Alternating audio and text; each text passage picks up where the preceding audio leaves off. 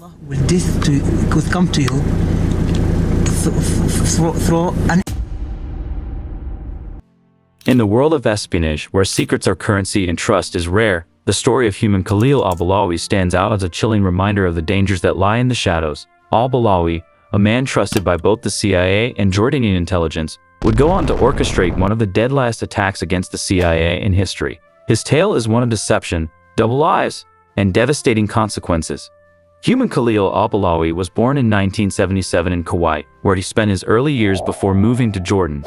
Growing up, al-Balawi appeared to lead a normal life. He pursued an education in medicine, eventually becoming a doctor. On the surface, he seemed to be dedicated to saving lives and contributing positively to society. However, beneath this facade lay a growing discontent and radicalization fueled by the political turmoil and conflicts in the Middle East. As a young doctor, al-Balawi turned to the internet to express his increasingly extremist views.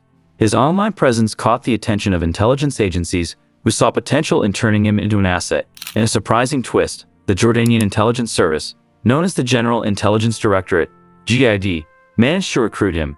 They believed they had turned an extremist sympathizer into a valuable informant who could infiltrate terrorist networks and provide crucial intelligence. The GID introduced al-Balawi to the CIA, presenting him as a trusted double agent who could penetrate Al-Qaeda's inner circles. The CIA, desperate for reliable intelligence in their fight against terrorism, welcomed al-Balawi with open arms. They saw him as a key asset in gathering information about Al-Qaeda's operations and future plans.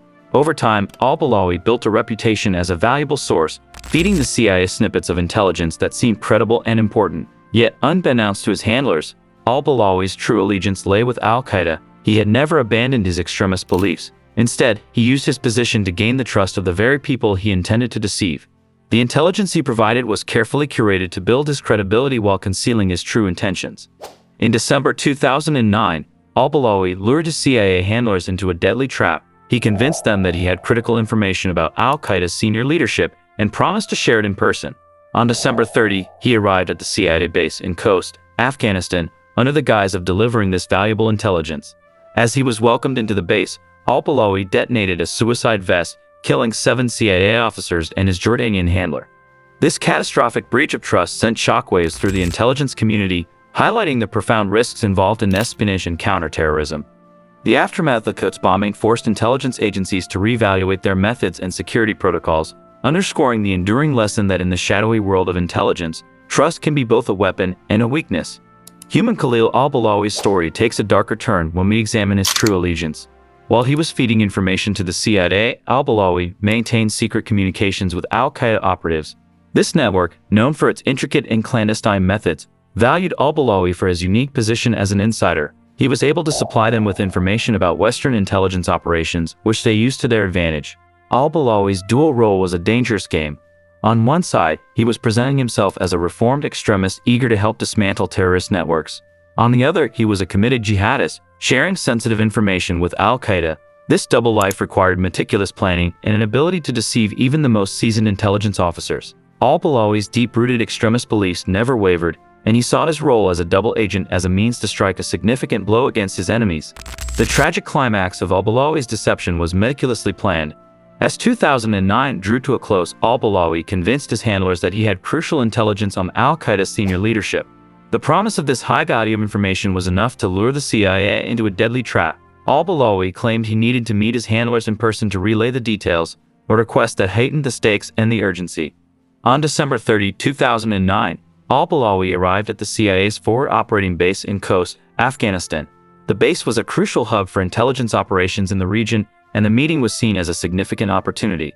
Security protocols were in place, but al-Balawi had built a level of trust that allowed him to bypass many of these safeguards. As he was ushered into the base, he detonated a suicide vest concealed under his clothing. The explosion was devastating, killing 7 CIA officers, including the base chief, and injuring several others.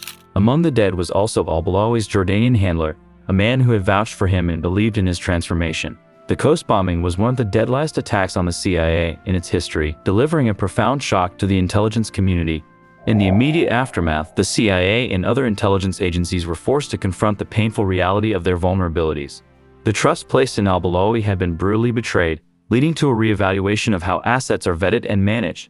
The bombing underscored the constant dangers faced by those working in intelligence, where the line between friend and foe is often perilously thin, the impact of human Khalil al-Balawi's actions was felt deeply within the intelligence community. The Coast bombing was a stark reminder of the ever-present dangers in the world of espionage.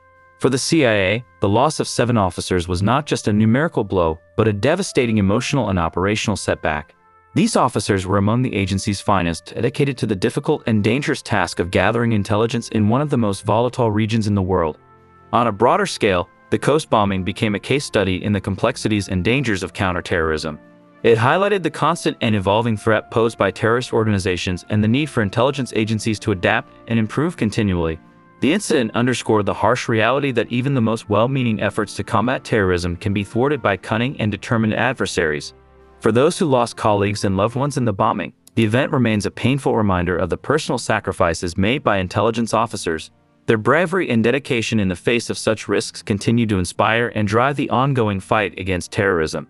The lessons learned from al-Balawi's betrayal serve as a somber yet crucial guide for future operations.